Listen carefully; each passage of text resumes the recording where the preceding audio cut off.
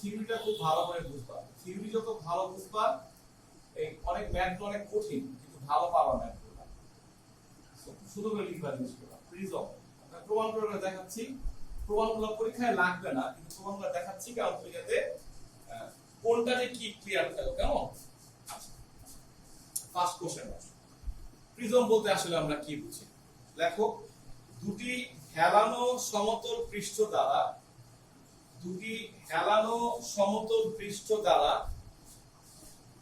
সীমাবদ্ধ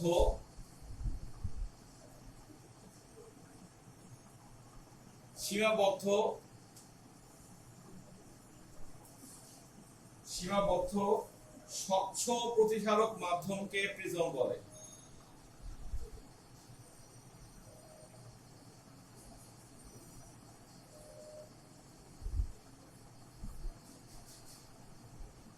আচ্ছা, অ্যান্সার দিচ্ছি আমি, যা প্রশ্নটা অ্যান্সার দিচ্ছি একটু পরে খেয়াল করো। বলছি দুটি হেলানো সমতল পৃষ্ঠ দ্বারা সীমাবদ্ধ স্বচ্ছ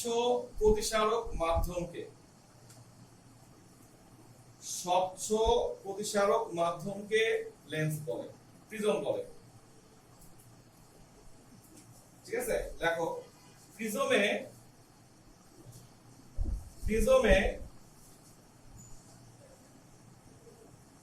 তিনটি আয়তক্ষেত্রিক তল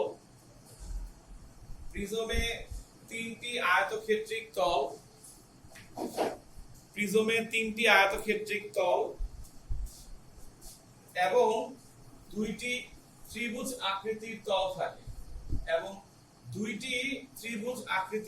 থাকে।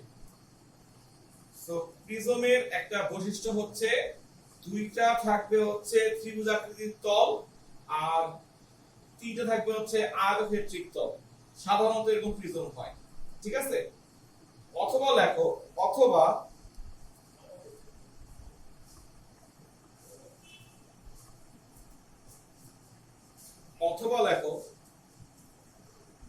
অথবা ছয়টি আয়তক্ষেত্রিক তল। লেখো ছয়টি আয়তক্ষেত্রিক তল দ্বারাও প্রিজম তৈরি করা যায়। ছয়টি আয়তক্ষেত্রিক তল দ্বারাও প্রিজম তৈরি করা যায়। ঠিক আছে, বলি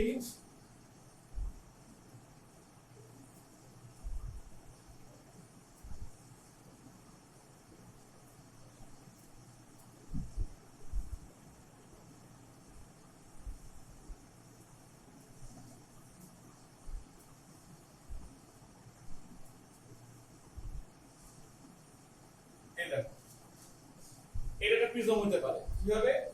একটা ত্রিভুজ আর এটা একটা আয়তক্ষেত্রিক তল, ওই পাশে একটা আয়তক্ষেত্রিক তল, নিচে একটা আয়তক্ষেত্রিক তল আছে। সো এইটা একটা আয়তক্ষেত্রিক তল, ওইটা একটা আয়তক্ষেত্রিক তল, আর নিচে একটা আছে। তিনটা আয়তক্ষেত্রিক তল আর ত্রিভুজ। আমরা যখন প্রিজমের ম্যাথ বা থিওরি করব তখন আমরা প্রতি ক্ষেত্রে দেখবা একটা ত্রিভুজ আঁকতেছি। তার কারণ হচ্ছে এটা যদি প্রস্থচ্ছেদ নেওয়া যায়, জাস্ট প্রস্থবর্গ কাটা যায়, তাহলে এমন একটা ত্রিভুজ পাওয়া যাবে। এবং কিছু বলা না থাকলে ধরে নিতে হবে প্রিজমের এই ত্রিভুজটা হচ্ছে একটা সমবাহু ত্রিভুজ। কেন বললাম কিছু বলা না থাকলে? কারণ সৃজনশীল কোশ্চেনে ইচ্ছা করে এটা চেঞ্জ করা যায়। আমরা বললাম যদি এমন হয়, যদি অমন হয়, এভাবে বলতে পারি। সো এইভাবে কথা লিখে রাখো, যদি কিছু বলা না থাকে তাহলে ধরে নিতে হবে প্রিজমের এই প্রস্থচ্ছেদটা হচ্ছে একটা সমবাহু ত্রিভুজ তোমার জন্য। ঠিক আছে, তো আমরা জানি যে সমবাহু ত্রিভুজের ধর্মগুলো কি কি। ধর্মগুলো হচ্ছে ওর তিনটা বাহুর মান সমান হবে, প্রত্যেকটা কোণের মান 60 ডিগ্রি হবে। কেমন? এই হচ্ছে জিনিসটা। তো আমি এখন প্রমাণগুলো শুরু করে দেব, আস্তে ভালো লাগবে। আচ্ছা, তো আমরা সব সময় একটা প্রস্থচ্ছেদ আঁকবো। তুমি একটু বড় করে খাতায় আঁকো যখন আঁকবা, কারণ অনেক ভিতরে অনেক কিছু লেখা হবে, তো এই জন্য পরে বকা দিবা আমার কাছে। এই ধরে নিলাম যে এ বি সি একটা প্রিজমের প্রস্থচ্ছেদ। আমি একটা লম্ব আঁকলাম, খেয়াল করো। অর্থাৎ এটা হচ্ছে এ বি এর উপরে লম্ব। এভাবে ভাববা যে এই প্রিজমের এবি একটা পৃষ্ঠ, নোট করে ফেলো, এবি একটা পৃষ্ঠ, এসি আরেকটা পৃষ্ঠ, নিলাম N P O N prime Q O. Okay, so N ওটা হচ্ছে এবি এর উপর অভিলম্ব, লম্ব, সো না বলে দিলেও এটা 90 ডিগ্রি, রাইট? আর এন প্রাইম ওটা হচ্ছে এসি এর উপর একটা লম্ব। এভাবে লিখবা জিনিসটা যে এন ওটা হচ্ছে এবি এর উপর, এবি পৃষ্ঠের উপর লম্ব, এবং এন প্রাইম ওটা হচ্ছে এসি পৃষ্ঠের উপর লম্ব। কেমন? দুটো লম্ব আমাদের আঁকা হয়ে গেল, খেয়াল করো। এখন একটা আলোক রশ্মি আসবে, এটা যদি এভাবে আসে, এই এটার নাম দিলাম আমি, মনে করো এবিসি তো ইউজ হয়ে গেছে, ডি দিলাম, ডি, ডিপি একটা আপতিত রশ্মি, পি কিউ একটা প্রতিসরিত রশ্মি, কিউ ই একটা নির্গত রশ্মি। নোট করে ফেলো সুন্দর করে, এক পাশে লিখে ফেলো। প্রিজমের রশ্মি হয় তিনটা, ছবিতে ডিপিটা হচ্ছে আপতিত রশ্মি, আপতিত রশ্মি, পিকিউটা হচ্ছে প্রতিসরিত রশ্মি, পিকিউ, আর কিউ ইটা হচ্ছে নির্গত রশ্মি, নির্গত।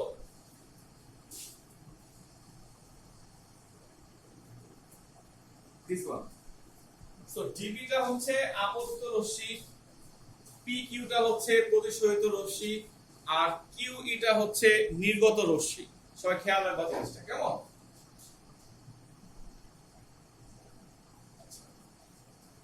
তাইলে এখানে একটা কোণ তৈরি হয়ে গেল, I1 বলবো আজকে থেকে আমরা এটা, এবং পাশে লিখে ফেলো I1 মানে হচ্ছে প্রথম আপাতন কোণ। প্রথম কথাটা ইম্পর্টেন্ট, প্রথম আপাতন কোণ।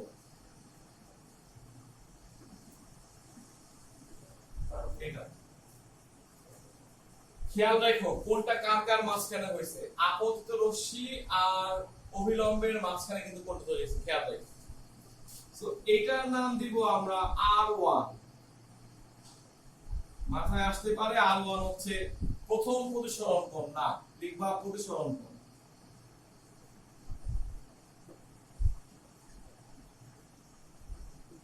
ওকে, দেন এটা হচ্ছে R2, R2 কে মাথায় যেটা আসো লিখবা দ্বিতীয় আপাতন কোণ। কারণ খেয়াল করো এই পৃষ্ঠে আপতিত হয়েছে, এই পৃষ্ঠতে আপতিতই হয়েছে, তাই না? সো দ্বিতীয় আপাতন কোণ কিন্তু R2, খেয়াল রাখো। আর এই যে I2 এটার নাম দিব আমরা নির্গত কোণ।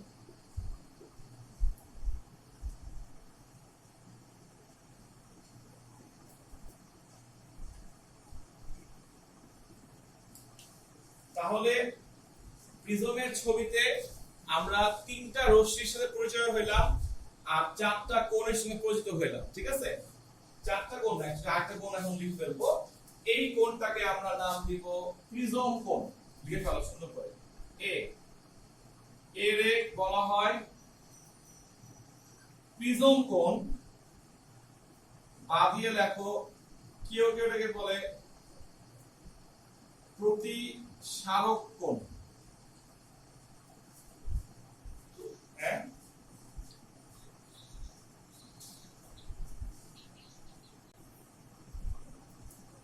পিকিউটা হচ্ছে প্রতিসরিত রশ্মি, পিকিউটা হচ্ছে প্রতিসরিত রশ্মি, কিউ ইটা হচ্ছে নির্গত রশ্মি। প্রিজমের নামগুলোই আলাদা, তোমাকে আলাদা করে চিন্তা করতে হবে সবগুলা, বুঝছো?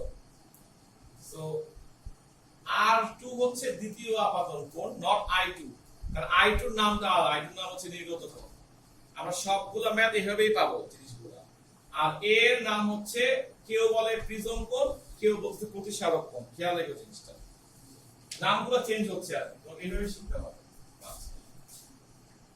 সো আমি তাহলে এই লেখাগুলো মুছলাম। হ্যাঁ, তাহলে আমরা এখন পর্যন্ত তিনটা রশ্মি পাইলাম, পাঁচটা কোণ পাইলাম, আটটা কোণ বের হবে। এখন দেখো লাইনটা ভেবে লিখবা, আপতিত রশ্মিকে যদি আমরা সামনের দিকে বাড়ায়া দেই, এভাবে বাড়ায়া দেই, এই আপতিত রশ্মিকে বাড়ায়া দিলাম আর নির্গত রশ্মিকে পিছায়া দিলাম, হ্যাঁ এই তাহলে ওরা ছেদ করলো যে পয়েন্ট আর হচ্ছে টি বিন্দু টি।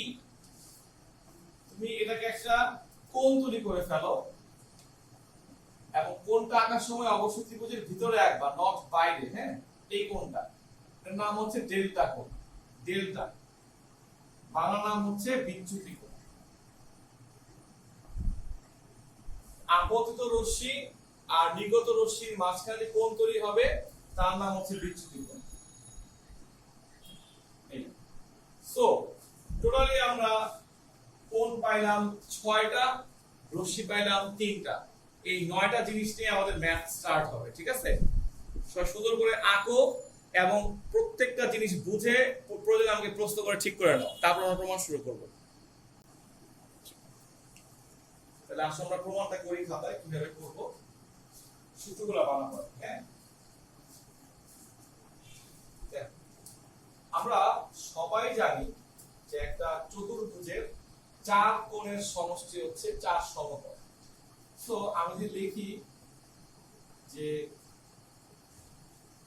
এ P O Q, A P O Q চতুর্ভুজের কোণ এ, এটা কোণ এপিও,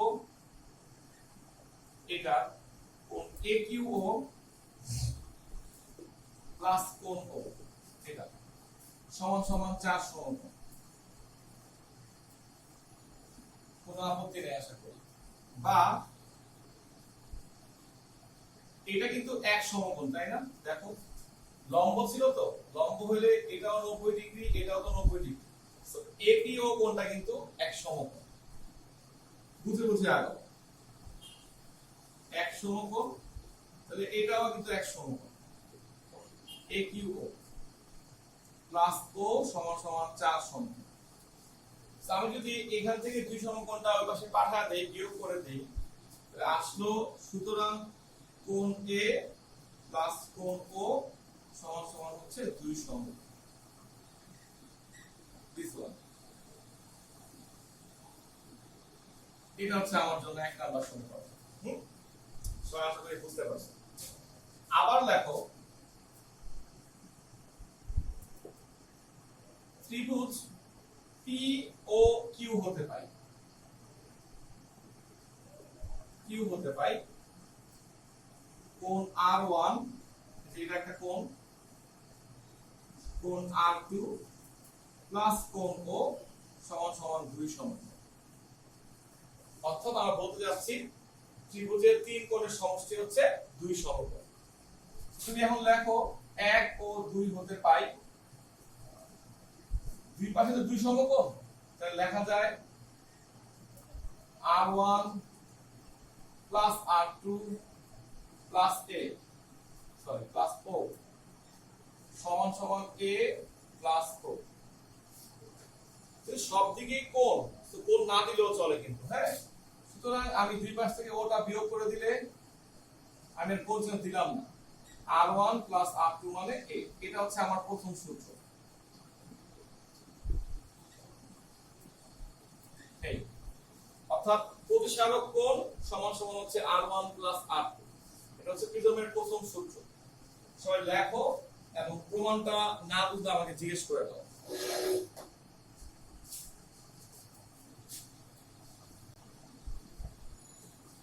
এবার খেয়াল করো যে আমি এটা প্রমাণ করতে পারি। আমরা সবাই জানি একটা ত্রিভুজের বহিস্থ কোণ, দেখো ত্রিভুজ টিপিকিউ, টিপিকিউ এর বহিস্থ কোণ ডেল্টা। এই যে টিপিকিউ কোণ ত্রিভুজের বাইরের কোণ ডেল্টা না? তো সবাই পড়ছিলা যে একটা ত্রিভুজের বহিস্থ কোণ তার বিপরীত অন্তস্থ, বিপরীত বলতে এইটা আর এটাকে বোঝায়, বিপরীত অন্তস্থ কোণ দ্বয়ের সমষ্টির সমান হয়। বহুবর্ত করছিলাম, নোট করে রাখতে পারো। সো এটা হবে টি পি কিউ কোণ যোগ টি কিউ পি কোণ, টি পি কিউ যোগ টি কিউ পি, এই দুটো কোণ হবে। যোগফল। খেয়াল করো জিনিসটা, উপপাদ্যটা হচ্ছে একটা ত্রিভুজের বহিস্থ কোণ তার বিপরীত অন্তস্থ কোণদ্বয়ের সমষ্টির সমান হয়। একটা ত্রিভুজের বহিস্থ কোণ তার বিপরীত অন্তস্থ কোণদ্বয়ের সমষ্টির সমান হয়। সেই যুক্তিতে একটু ভালো করে খেয়াল করো, এটা যদি I1 হয় তাহলে বিপরীত কোণ হিসাবে পুরোটা I1 না? দেখো জিনিসটা, এই পুরোটা I1 হচ্ছে না? I1 হলে I1, তো এই পুরোটা হচ্ছে I1, এতটুকু হচ্ছে R1, তাহলে এই ভিতরটা কি হবে? I1 R1, সো লেখা যায় I1 R1। আমি আরেকবার দেখাচ্ছি, দেখো এটা যদি I1 হয় তাহলে এটাও তো I1 বিপরীত কোণ হিসাবে, আর এতটুকু হচ্ছে R1, কিন্তু আমার তো লাগবে TPQ কোণটা, জাস্ট এতটুকু, সো I1 R1। অনুরূপ ভাবে দেখো এটা I2 হলে পুরোটা হচ্ছে I2, এই পুরোটা, আর এতটুকু হচ্ছে R2, তাহলে বিয়োগ করলে হবে I2 R2, ঠিক আছে? সুতরাং আমরা পেয়ে গেলাম যে সব দিকেই কোণ, ডেল্টা সমান সমান I1 I2, মাইনাসটা কমন নিলে আসবে R1 R2। সুতরাং ফাইনালি ডেল্টা সমান সমান আসলো I1 I2 A, এই যে R1 R2 মানে A। এটা হচ্ছে আমার প্রিজমের সেকেন্ড সূত্র। ডেল্টা হচ্ছে বিচ্যুতি কোণ সমান সমান I1 I2 A। সহজে এতটুকু লেখা শেষ করো আগে। প্রিজমের এই দুটো সূত্র আবিষ্কার করার পরে আমাদের একটা স্পেশাল কেস ধরতে হবে, এর নাম হচ্ছে দেখো ন্যূনতম বিচ্যুতি কোণ বা ন্যূনতম বিচ্যুতি অবস্থা। এটা হচ্ছে এরকম, দেখো বানানটা খেয়াল করো, ইংলিশে বলা হয় মিনিমাম বলা হয়, হ্যাঁ?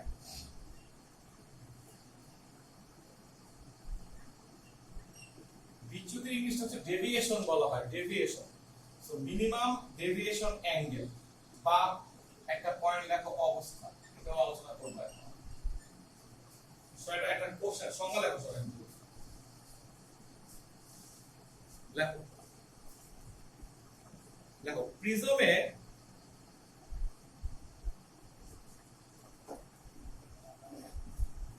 বিচ্যুতি রশ্মির বিচ্যুতি কোণের মান, এভাবে লেখো প্রিজমে বিচ্যুতি কোণের মান আপাতন কোণের উপর নির্ভরশীল। প্রিজমে বিচ্যুতি কোণের মান, প্রিজমে বিচ্যুতি কোণের মান আপাতন কোণের উপর নির্ভরশীল।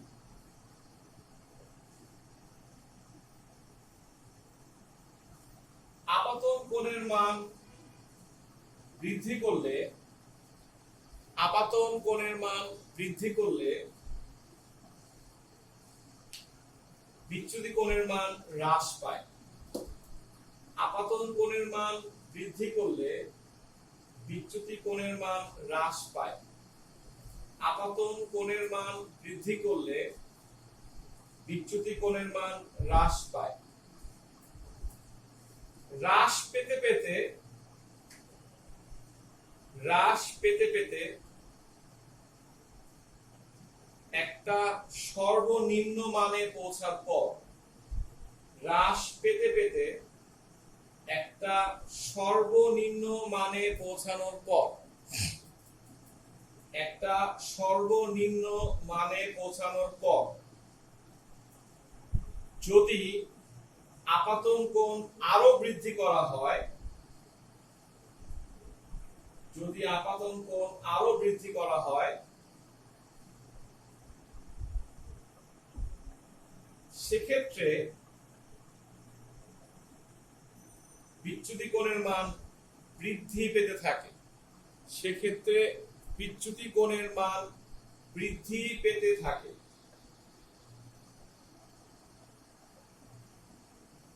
বিচ্যুতি কোণের এই সর্বনিম্ন মানকে বলা হয়, বিচ্যুতি কোণের এই সর্বনিম্ন মানকে বলা হয় ন্যূনতম বিচ্যুতি কোণ। বিচ্যুতি কোণের এই সর্বনিম্ন মানকে বলা হয় ন্যূনতম বিচ্যুতি কোণ। এবং এই অবস্থাকে বলা হয় ন্যূনতম বিচ্যুতি অবস্থা। এই অবস্থাকে বলা হয় ন্যূনতম বিচ্যুতি অবস্থা। এটা আমাদের আগের সিলেবাসে একটা প্র্যাকটিক্যাল ছিল, বাট এখন তোমাদের বইটা নাই। মনে করো I1 এর মান আমি বললাম হচ্ছে ধরো 40 ডিগ্রি নিলাম আপাতন কোণের মান। তো ম্যাথ করে দেখবো যে বিচ্যুতি কোণের মান, বা প্র্যাকটিক্যাল করে দেখতে পারতাম, পাওয়া গেল মনে করো 42 ডিগ্রি। এরপরে আমি আপাতন কোণ করলাম মনে করো 45 ডিগ্রি। সো আপাতন কোণ যদি বাড়ে তখন দেখা গেল এটা হয়ে গেল 40 ডিগ্রি, কমে যাচ্ছে। সো আমি এটা করলাম 50 ডিগ্রি, এটা হয়ে গেল 39 ডিগ্রি। খেয়াল করে আমি গ্রাফটা এটা প্লট করি, গ্রাফটা খুব ইম্পর্টেন্ট, তুমি এঁকে রাখবা। এদিকে আমরা I1 আঁকবো, এদিকে আমরা ডেল্টা আঁকবো, কেমন? কারণ শুধু আপাতন কোণ বলতে আমরা প্রথম আপাতন কোণটাকে বুঝবো, এটা নোট করে রাখো। শুধু আপাতন কোণ বলতে বোঝানো হয় প্রথম আপাতন কোণটা। অর্থাৎ I1 এর মান যখন 40 ছিল, ধর এটা ছিল 42, I1 এর মান বাড়লো, এটা একটু কমে গেল হলো 40, এই কমছে দেখছো? I1 এর মান হলো 50, এটা হয়ে গেল 39 ডিগ্রি। বলতেছে বিচ্যুতি কোণের মান কমতে কমতে একটা মিনিমাম মানে আসার পরে, সর্বনিম্ন মানে আসার পরে আমরা যদি আপাতন কোণটা আরো বাড়াই, 55 করলাম, তখন নিয়ম অনুসারে ওর আরো কমার কথা, কিন্তু ওর মানটা দেখা যাচ্ছে আর না কমে, তখন আবার এটা 41 ডিগ্রি হয়ে গেছে, বাড়তে থাকে। আমি 60 ডিগ্রিতে গেলাম, এটা হয়ে গেল 43 ডিগ্রি। তুমি যোগ করো গ্রাফটাকে যদি যোগ করো, এটা দাঁড়াচ্ছে হচ্ছে এরকম, এই গ্রাফটা হয়ে গেল এই ক্লিয়ার? অর্থাৎ এই জায়গাটাকে আমরা নাম দিব ডেল্টা এম। ডেল্টা এম বলতে বোঝানো হয় ন্যূনতম বিচ্যুতি কোণ, মিনিমাম ডেভিয়েশন অ্যাঙ্গেল। এই হচ্ছে তোমার আরেকটা অ্যাঙ্গেল, 7 নম্বর একটা অ্যাঙ্গেল বের করব, ঠিক আছে? সো আশা করি গল্পটা বুঝতে পারছো আমি কি বলতে চাচ্ছি। 40 এর জন্য 40, আমি এটা প্র্যাকটিক্যাল মান বলছি, আমি এক্সপেরিমেন্ট করে দেখছি আর কি, তোমাদের আগে ছিল এখন আর নাই। সো সর্বনিম্ন যে মানটা অর্জন হইলো তার নাম হচ্ছে মিনিমাম ডেভিয়েশন অ্যাঙ্গেল। এখন দেখো আমাদের নেক্সট এটা শর্ত লেখো যে ন্যূনতম বিচ্যুতি কোণের শর্ত লেখো। শর্ত কখন এটা তৈরি হবে? শর্তটা হচ্ছে যখন I1 সমান সমান I2 হবে, R1 সমান সমান R2 হবে। যদি তোমাদের কাছে আমাদের পুরান বইতে থাকে, আমাদের সময়কার বই, ওখানে প্রমাণগুলো করা ছিল, আমাদের বই থেকে অনেক বড়, প্রায় 3-4 পৃষ্ঠা হয় করতে গেলে, ক্যালকুলাস দিয়ে করতে হয়, বাট মজার ছিল, প্রমাণটা আমাদের শিখতে হইতো। তো এটা হচ্ছে শর্ত লিখে রাখো, তোমাদের এটা মুখস্থ করতে হবে যে ন্যূনতম বিচ্যুতি কোণের শর্ত হচ্ছে এইটা। অর্থাৎ যদি কোনো অঙ্কে কখনো প্রমাণ করতে পারো I1 I2 এর মান সমান, R1 R2 এর মান সমান, তখন তুমি ডিক্লেয়ার করবা যে এই অবস্থাটার নাম হচ্ছে মিনিমাম মানে ন্যূনতম বিচ্যুতি অবস্থা, আর তখন তুমি যে ডেল্টার মানটা বের করবা তার নাম হবে ন্যূনতম বিচ্যুতি কোণ। এবং সূত্রগুলো আমরা চেঞ্জ করে হলো, দেখো যে এই শর্ত মানে আমরা একটু আগে পড়ছিলাম A সমান সমান R1 প্লাস R2, যদি এই শর্তটাই হয় তাহলে লেখা যাবে R1 প্লাস R1, সুতরাং R1 সমান সমান A/2। এই সূত্র কিন্তু সবসময় অ্যাপ্লাই করতে পারবা না। যদি কোনো অঙ্কে এই কথাটা লেখা থাকে যে ন্যূনতম বিচ্যুতি অবস্থায় আছে, তাহলে এছাড়া কিন্তু না। সো এটা কিন্তু নতুন শর্ত সাপেক্ষে সূত্র হচ্ছে। আমরা পড়ছি ডেল্টা সমান সমান I1 plus I2 minus A। যদি লেখো এটাকে ডেল্টা M লিখে ফেলো, তখন এটা হবে I1 plus I1 minus A। সুতরাং সূত্র হচ্ছে I1 সমান সমান delta M plus A divided by 2। এই অর্থাৎ R1 টা হচ্ছে, আর এই I1 টা, এইটা সূত্র তুমি তখনই অ্যাপ্লাই করতে পারবা যখন এই কথা বলা থাকবে যে পুরো অঙ্কটা তুমি ন্যূনতম বিচ্যুতি অবস্থার জন্য করতেছো। আর সেম ভাবে আর সূত্র বানানো যায়, আমরা পড়ছিলাম নিউ সমান সমান sin I1 by sin R1। সুতরাং আমরা লিখতে পারি sin delta M plus A by 2 divided by sin A by 2। এই হলো জিনিসটা, দিস ওয়ান। ঠিক আছে, তুলে ফেলো। এই তিনটা সূত্র অনলি ভ্যালিড ফর ন্যূনতম বিচ্যুতি অবস্থা বা ন্যূনতম বিচ্যুতি কোণ। অন্য কোন ক্ষেত্রে তুমি এটা অ্যাপ্লাই করতে পারবা না, এটা খেয়াল রাখো। সো মোট সূত্র হলো আমাদের 5টা। দেন আমরা আরেকটা শর্ত করব, সেটা হচ্ছে সরু প্রিজম। নোট করো, তাহলে আমাদের মোটামুটি তবসরের বইটা ক্লিয়ার হয়ে যাবে। হ্যাঁ, ম্যাথ শুরু করতে পারবা। তারপর একটু কথা থাকবে, ওগুলো পরে বলি, আজকে না বলি, ওগুলো করলে মাথা গরম হয়ে যাবে। লেখো সবাই, সরু প্রিজমের ক্ষেত্রে, সরু প্রিজম।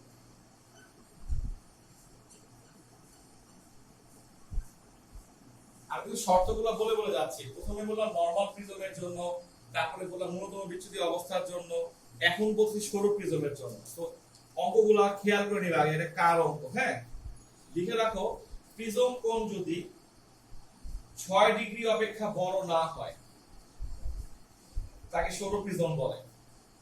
প্রিজম কোণ মানে এ, প্রিজম কোণ যদি 6 ডিগ্রি অপেক্ষা বড় না হয় তাকে সরু প্রিজম বলে। লিখবা, সরু প্রিজমের ক্ষেত্রে, সরু প্রিজমের ক্ষেত্রে I1 R1 I2 R2 ক্ষুদ্র হয়, অনেক ক্ষুদ্র হয়। ক্ষুদ্র হওয়ার কারণে খেয়াল করো, sin I1 কে আমরা লিখবো I1, লিমিটের মধ্যে পড়ছো এটা। sin R1 কে লিখবো আমরা R1, sin I2 কে লিখবো আমরা I2, sin R2 কে লিখবো আমরা R2। সরু প্রিজম হয়ে শর্তটা বলে দিলাম। তখন আমরা যে লিখি নিউ সমান সমান sin I1 by sin R1 sin I2 by sin R2। হ্যাঁ, সুতরাং লেখা যায় নিউ সমান সমান I1 by R1 I2 by R2। বুঝে এই শর্তের জন্য কেমন? বা I1 লেখা যায় মিউ R1 I2 লেখা যায় মিউ R2। I1 মানে মিউ R1 I2 মানে মিউ R2। ফাইনালি আমরা লিখব ডেল্টা সমান সমান I1 plus I2 minus A। তুমি I1 এর জায়গায় লিখবা মিউ R1 মিউ R2 মাইনাস A। মিউ কমন নাও, যোগ করে। হ্যাঁ, জানো যে মিউ R1 প্লাস R2 মানে হচ্ছে A, তাহলে A কমন নিলে হলো মিউ মাইনাস 1। সো ফাইনালি আমরা সূত্র পেয়ে গেলাম, এখানে লিখি কষ্ট করে A mu minus 1, this one. Note করে ফেলে, এটাকে বলা হয় সরু প্রিজমের ক্ষেত্রে। সরু প্রিজমের ক্ষেত্রে আমরা বলতে পারি যে A ডেল্টা সমান সমান A ইনটু মিউ মাইনাস 1। সাবধান থাকবা, সরু প্রিজম ছাড়া অন্য কোনো ক্ষেত্রে তুমি এটা ইউজ করতে পারবা না। ওকে, একটা রিকোয়েস্ট করব, সেটা হচ্ছে তুমি এই প্রমাণটা শিখবা। এটা 2 নম্বরের কোশ্চেনে প্রায় পরীক্ষায় আসে, যে প্রমাণ করো এইটা। ডোন্ট জাস্ট এটাকে ক্ষুদ্র ধরে, তোমরা লিমিটে পড়ছো যে ক্ষুদ্র অ্যাঙ্গেলের জন্য sin I1 কে I1 লেখা যায়। সো আমি এটাকে তাই লিখে, এটা তো আমরা জানি স্নেলের সূত্র থেকে পাই, মানগুলো ইনপুট দিয়ে দিয়ে এটা বের করে ফেলছি। সো সূত্র হচ্ছে এটা দিয়ে আমরা আরেকটা জিনিস করব, বিচ্ছুরণ করব, এটা পরে, আজকে না।